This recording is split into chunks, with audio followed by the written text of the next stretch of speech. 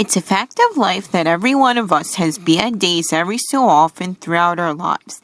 Sometimes things happen to us that are beyond our control, while other times things happen to us that we can control to make it better for us to deal with when it happens.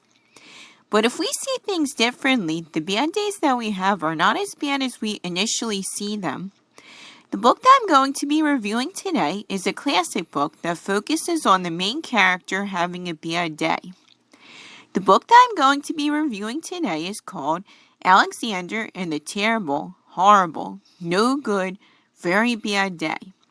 It was written by Judith Viorst, who also wrote the book The 10th Good Thing About Barney that I previously reviewed and illustrated by Ray Cruz.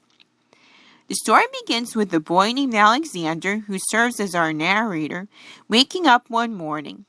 Things quickly turn bad for him. He fell asleep with gum in his mouth, and now there's gum in his hair. He trips on his skateboard when getting out of bed, and he accidentally drops his sweater in the sink when the water's running. I know that Alexander is just waking up, but these things that happen to him seem like pretty careless acts to me, especially the gum in his hair and tripping on his skateboard. He should be more careful and know better than to sleep with gum in his mouth. Alexander concludes this moment by saying that he can tell it's going to be a terrible, horrible, no good, very bad day.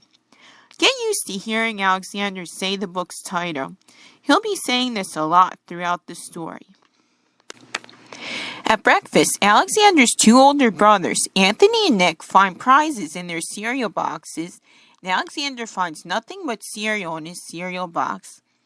I like the completely dismayed look on Alexander's face in this illustration while his brothers enjoy their prizes. Alexander decides that he wants to move to Australia. Get used to hearing Alexander say this and make references to Australia throughout the story. He'll be saying these things a lot. It makes me wonder, why Australia of all places to move to? Personally, I could think of lots of other places to travel to rather than just Australia. I wonder if Alexander even knows himself why he wants to move to Australia. After breakfast, Alexander and a bunch of kids ride in a carpool to school. Every one of the kids, minus Alexander, gets seats next to windows of the car. Alexander sits in the back in between two of the kids. Alexander complains about this, but no one answers him, not even the parent driving. Well, what do you expect them to tell you, Alexander? Once you are seated in the car when it's moving, there's no changing seats. Alexander states that he could tell that it's going to be a terrible, horrible, no good, very bad day. Once Alexander gets to school, things don't get much better for him. In our class, Alexander doesn't draw anything and tells his teacher, Mrs. Dickens, that he drew an invisible castle. Naturally, Mrs. Dickens likes his friend Paul's picture of a sailboat better. I'm sure that if you put your mind to it and put in effort to draw something, you can make artwork that your teacher will like just as much as your friends. At singing time, Mrs. Dickens tells Alexander that he sang too loud, and at counting time, she tells Alexander that he left out the number 16. I kind of like his comeback to his error, which is, who needs 16? Well, you would need it as an adult, Alexander, when your job requires counting and using math skills. Needless to say, Alexander is dismayed by these things and repeats the aforementioned phrase about his day. At recess, Alexander's friend Paul deserts him, stating that Alexander is only his third best friend after two other kids. Wow, what a jerk. And poor Alexander. Alexander retaliates by saying that he hopes that Paul sits on a tack and hope that when Paul gets an ice cream cone, the ice cream part falls off and lands in Australia. Another Australia reference, and not to mention I have no idea what Australia has to do with the situation of Alexander's friend being a jerk to him. At lunch, Alexander's friends who sit with him at the lunch table all have desserts in their lunch boxes, and they all enjoy them. I'm sure you can guess which one of the kids doesn't have a dessert in their lunchbox. Poor Alexander, and he repeats the aforementioned phrase about it being a bad day. If I was sitting with him at the lunch table and saw that he doesn't have a dessert, I would have shared my dessert with him, and I think the kid sitting with Alexander should have done the same. But that's just me, though. It goes to further prove that Alexander's friends are not a bit true friends to him. Later on after school, Alexander's mother takes him and his brothers to an appointment with the dentist. As it turns out, Alexander has a cavity in one of his teeth, and the dentist advised him to come back the following week so he can fix it. Alexander, dismayed as expected, replies by saying that next week he'll be going to Australia. Another Australia reference. I wonder how his mother and the dentist reacted to Alexander's response like that. I can imagine that they took it as just Alexander joking around and take it with a grain of salt. If Alexander thinks getting a cavity is the worst thing that can happen to him in terms of his teeth, wait until he grows up and he has to deal with dental issues such as getting a root canal, getting teeth pulled, and getting bridge work done. On the way out of the dentist's office, the elevator door closes on Alexander's foot. Ouch! I'm sure something like that would end up breaking your foot instead of just making you hold it like Alexander's doing in this illustration. While their mother gets the car, Alexander's brother, Anthony, makes him fall in the mud and makes him cry. Alexander's other brother, Nick, calls him a crybaby, and as a result, the two of them get into a physical fight. Needless to say, their mother scolds them for being muddy and fighting. Alexander once again repeats the phrase that he's having a bad day, and once again no one answers him. Sorry, Alexander, but I think this time this bad thing is your own fault. Your brothers may have been mean to you, but it doesn't mean that you're any better than them by physically fighting with them as well. On the way home, they stop at the shoe store to pick up some sneakers for Alexander and his brothers. Anthony and Nick get the sneakers that they want, but Alexander, due to a lack of stock in the shoe store, only gets white sneakers, which are obviously not what he wanted. He states that his parents can make him buy these white sneakers, but they can't make him wear them. You will need to wear them eventually, Alexander, especially when your current pair wears out and have no other shoes to wear.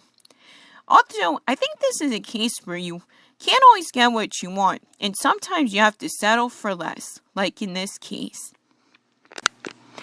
Next, Alexander, his mother, and brother stop at their father's office to pick him up. Alexander pretty much causes some chaos in his office, from him forgetting to not play with the office's copy machine, knocking over the books off the desk, to when his father tells him not to play with the phone. Alexander does it anyway, and thinks he called Australia. Another Australia reference. These things make Alexander's father tell him to not pick him up anymore. Once again, Alexander repeats the aforementioned phrase about his day. Something tells me that this may not have been the first time that Alexander has caused things like this to happen in his father's office, to make his father react like this.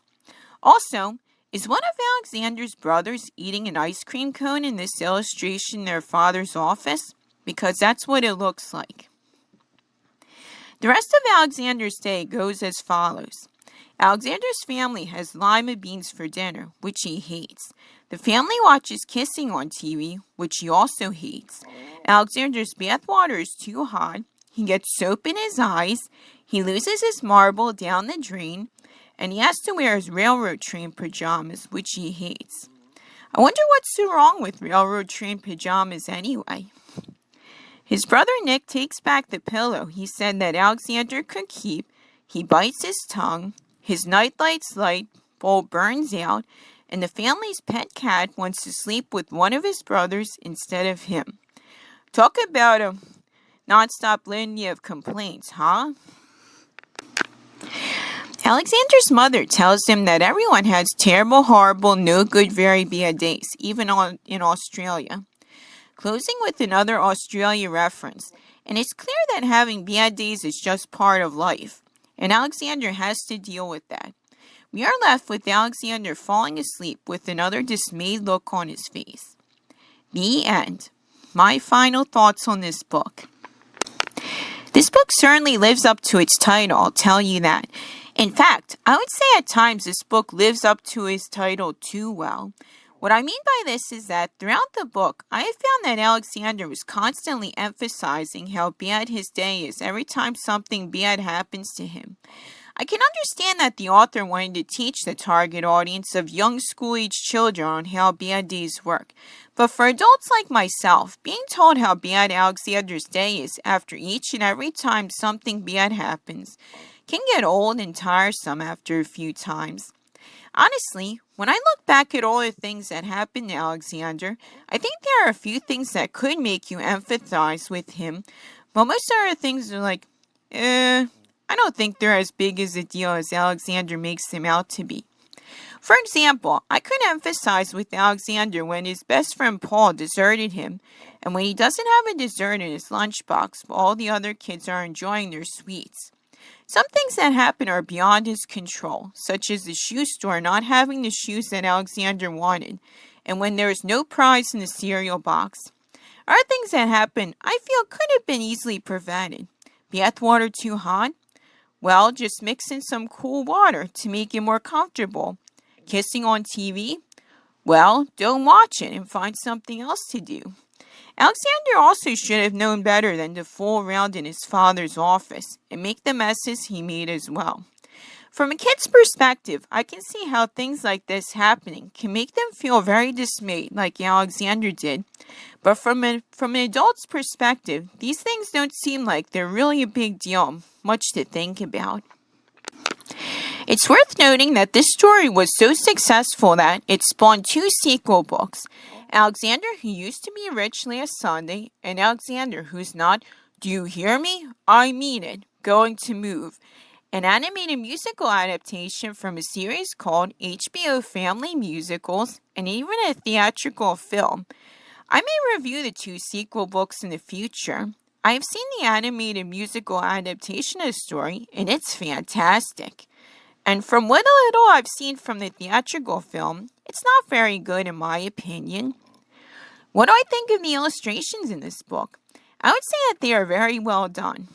They are lacking in the color department, but I'd like to think that the artist made up for this by paying extra close attention to the details in each illustration, especially in the facial expressions and body language of each character. You can very clearly see how everyone, especially Alexander, reacts and feels just by looking at the pictures. The shading adds great depth, and everything is just very nice to look at. So, no complaints there. Finally, would I recommend this book to others? Yes, I would. Despite its flaws, I think it's a good book to read to kids, especially whenever they have had bad days, and it would help them to gain some perspective on their days. It's easy to see why this book is a classic that has stood the test of time, and I would recommend you pick it up and see for yourself. I hope you enjoyed my review of Alexander and the Terrible, Horrible, No Good, Very Bad Day. And if you have any suggestions for future reviews on my YouTube channel, feel free to leave them for me in the comments below. Please comment, share my video, and subscribe to my channel as well. Have a nice day, everyone, and thank you very much for watching.